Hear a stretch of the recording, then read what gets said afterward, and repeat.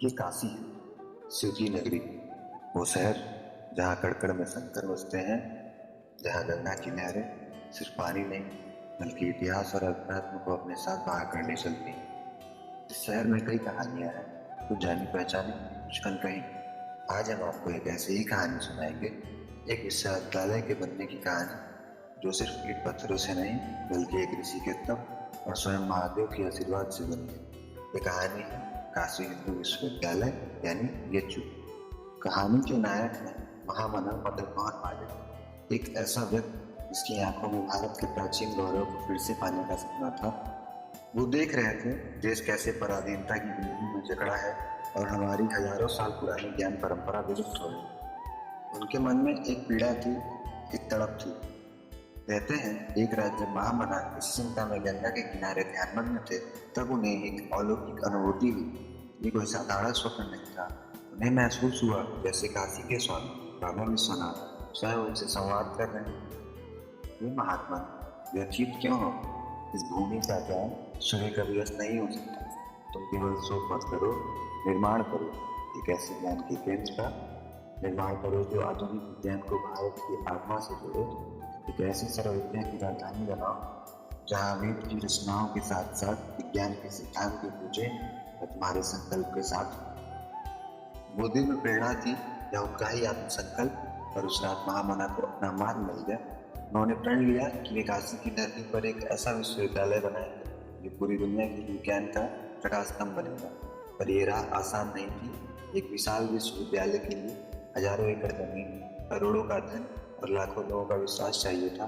महामना के पास इनमें से कुछ भी नहीं था सिवाय उनके अटूट संकल्प और महादेव पर भरोसे के।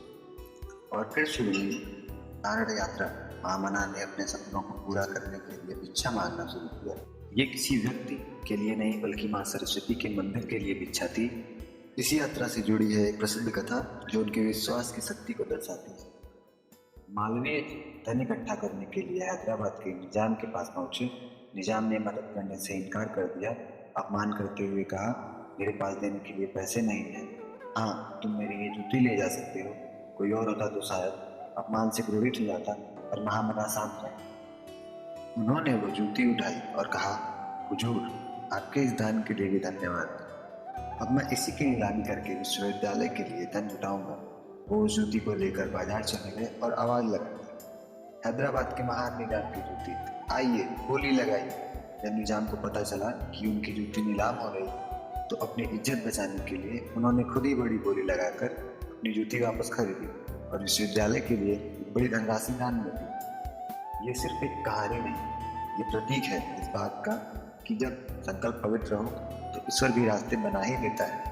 काशी नरेश ने विश्वविद्यालय के लिए विशाल भूमि दान दी।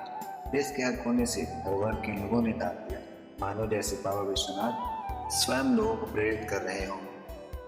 और फिर उस दिव्य स्वप्न ने आकार लेना शुरू किया। गंगा के किनारे काशी की पवित्र भूमि पर एक ऐसे नगर की स्थापना हुई जो ज्ञान का नगर था।